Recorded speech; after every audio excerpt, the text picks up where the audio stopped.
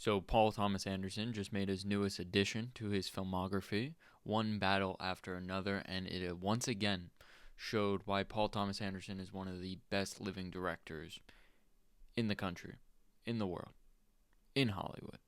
Looking at the numbers, it's not looking like the movie's going to be a smashing financial success. However, critically, it is going to be an immense accomplishment for Paul Thomas Anderson. The movie is spectacular. Simply put, the movie is spectacular. It's definitely in the conversation for movie of the year. Ryan Coogler's Sinners is the only thing that's gonna probably come close. It really is that good. People started to hype it up a lot, and I went in loving Paul Thomas Anderson, so I knew it was gonna be something. But I didn't realize it was gonna be as great as it is. It really is an absolute festival of just top-notch work. If somebody sat across from me and stated that this film is at the top of their Paul Thomas Anderson list, I would not think less of them. With all the great work that he's done, this is still very, very much up there. And I would not find any reason at all to disagree with him. And here's why. The first thing I remembered while watching the film is how great of an actor Leonardo DiCaprio is. I don't know what it is. I haven't seen him in anything in a while, I feel like, and he is just spectacular. I mean, he's one of the greatest actors of all time. It's simply put. There's no other way to say it. Obviously, outside of the movies, he's done not illegal things, but questionably moral. He's in a gray area for a lot of his life, but on the screen, he's exhilarating. He is probably the best working actor in Hollywood today, and I don't know who would really come close. This is a fantastic performance from him. It's not even a character that he really plays, but he very much finds a way to steal every single scene that he is in because he is just immensely talented. And the other one who is also just mind-numbingly amazing in this film is Sean Penn. Sean Penn gives an incredible performance, and to my knowledge, Sean Penn I think has 2 Oscars, I believe, and this might be his best performance of his career. This is easily the best performance I've seen by Sean Penn. Definitely the one that blew me away the most. And there is a really, really, really, really good chance that he is probably just he's a shoo-in for Best Supporting Actor at the Oscars. His performance is really that good. And he is, I would say, maybe the most interesting character of the film. Definitely a character with a lot of layers that he very much lives in and explores through his performance, and it is exceptional. The film has songs all throughout the film. Something that Paul Thomas Anderson kind of does in a lot of his films, and the music really blows a lot of life into this film. I mean, every scene is captured in its essence because of the music. The final car chase scene with the tense music really setting the whole scene, and then for example, like the scene right before it where she's sitting in the big cathedral and with Sean Penn, and they're waiting for the test results. It's just spectacular. It's spectacular. There's no other way to say it. It's really good. The tension, again, is wrapped around by the music, but the tension is nauseatingly good in this film. It feels like when you're watching a video of a watermelon getting wrapped with rubber bands, but in this case, the rubber bands just keep getting put on the watermelon, and they keep adding to it, and they keep adding to it, and they keep adding to it, and you keep thinking it's going to pop, and it's at the very last moment before it pops, and that's the last, 35 minutes of the film, is just waiting as the watermelon has an hourglass figure waiting for it to pop, and it's not going to get there. But then somehow, with all the fuel he adds to the fire, the tension is still captured correctly, and it doesn't make the film anticlimactic at the end. Like, you still reach a very satisfying ending with all this tension building up, and you're still satisfied at the end. I don't know how he did it,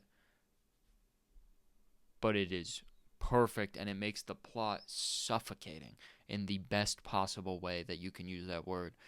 You are absolutely immersed from the second that the movie starts to the second that the movie ends. It is an absolute roller coaster, and all you can do is hold on as tight as you can and hope that you don't fall off. I'm hoping you didn't, because the film is just that good.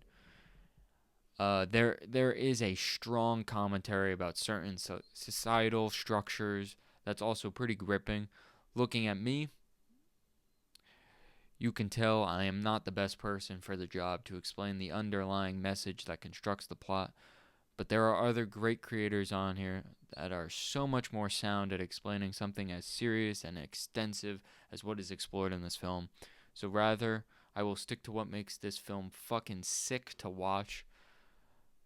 But there is also a great commentary behind the lines of Smoke and Fire that is the exceptional filmmaking at work here. For example, the car chases, and basically every scene that's set in a car is just golden. It's just so good. You are wrapped into this world, and the world building is also, I think, something that a lot of people are going to kind of jump over. It's fantastic. Like, this feels like a built-in world. Like, it feels very, very, very real.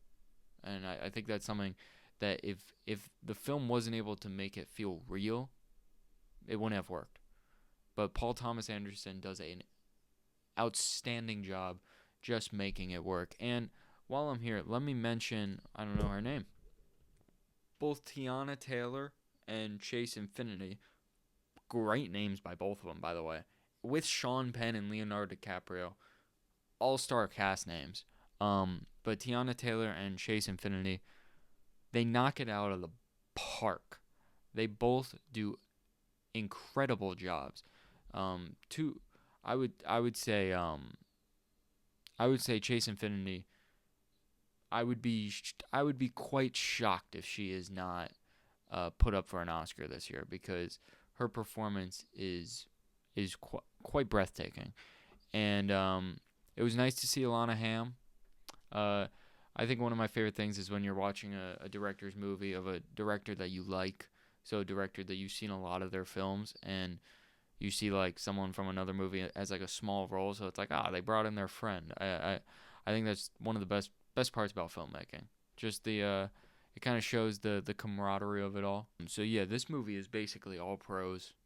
It's just a fantastic time.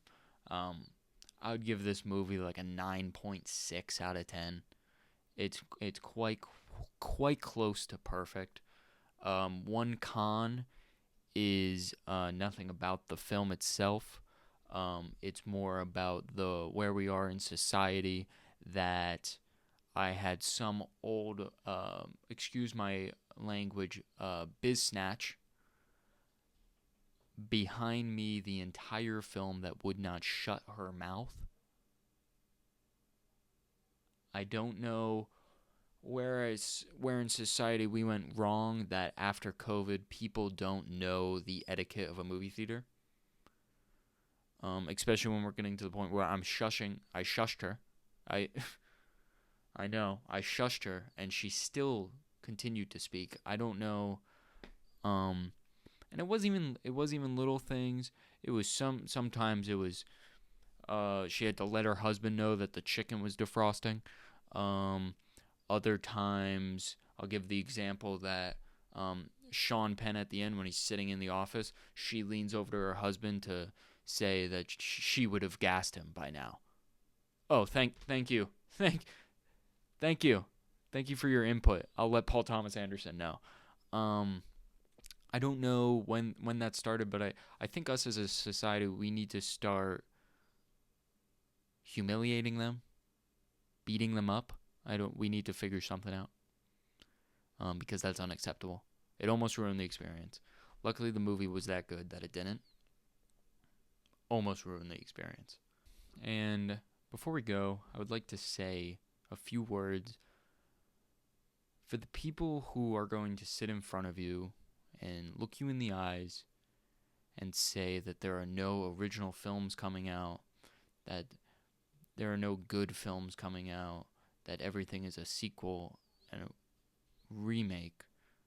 I would like you to slap them in the mouth and show them this film. Show them the masterpiece that Paul Thomas Anderson created. The original, the fun, the one battle after another. And then show them the box office and explain that diamonds are made every day and they're too busy looking in the rough.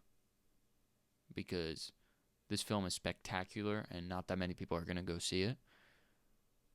But these are the types of films that people go to film school for. This is the type of film that make people feel things.